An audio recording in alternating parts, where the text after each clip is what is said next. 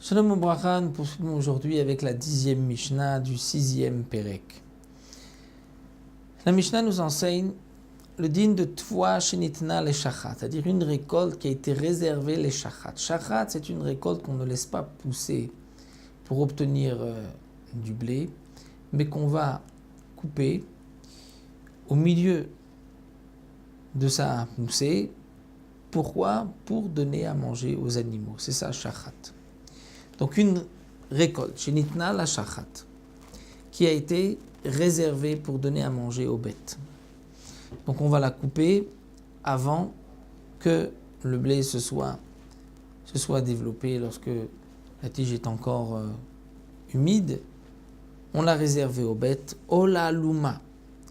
Ou bien on a laissé ces tiges pour pouvoir par la suite attacher du blé. Attacher du blé, on peut l'attacher et faire une botte de blé avec une ficelle, ou bien prendre aussi une autre tige de blé, plusieurs tiges, et attacher du blé, avec une tige de blé. Donc si c'est une récolte qui a été réservée la louma pour qu'on puisse attacher les autres, de même, c'est-à-dire pour l'ail, on a aussi parfois de l'ail qu'on va cueillir, on en a trop, juste pour contourner les autres, pour en faire une botte. Ou bien Gudot Hashum va Betsalim, ou bien même une botte, donc déjà préparée, d'ail ou d'oignon. El Laim Shira, ce n'est pas considéré comme un oubli. Pourquoi ? Le Barthénora nous explique parce que pour l'ail et l'oignon, l'habitude était de faire d'abord des petites bottes, de les rassembler ensemble, et ensuite on prenait 5-6 petites, on en faisait une grande. Donc sur la première, il n'y a pas d'oubli, puisque nous avons vu qu'un oubli, c'est lorsque on est à la fin, on est au Gomar Melacha, on a terminé. Mais là, on n'a pas terminé, on fait d'abord des petites bottes pour ensuite en faire une grosse de 4 ou 5. Donc si la première petite botte, on l'a oubliée, ce n'est pas un oubli. C'est seulement si on a oublié les grosses, les dernières, puisque là, on a terminé le travail du champ. Donc ça, c'est pour le din Agudat Hashem Tzalim, que ce n'est pas un oubli. Pour le premier din, Shachat, dire une récolte qui est réservée aux animaux, ce n'est pas un oubli. Et de même, celle qui est la Aluma, c'est-à-dire pour attacher d'autres tiges de blé, d'autres épis de blé, ce n'est pas considéré donc comme un oubli. La Mishnah poursuit, nous dit Vechol atmunim ba'aretz, tout légume qui est enfui dans la terre, c'est-à-dire qui est caché dans la terre, kegon, comme alouf, ashum, betsalim.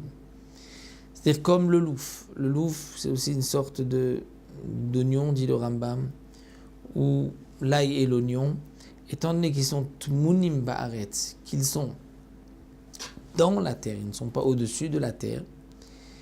Là, nous avons une machloket. Rabbi Yehuda Omer, en lahem shicha, v'chamom yesh lahem shicha. Pour Rabbi Yehuda, il n'y a pas de shicha. Pour les chamim, il y a une shicha. Là, il y a l'oignon en général, il y a une shicha. Pour Rabbi Yehuda, non. Pourquoi ?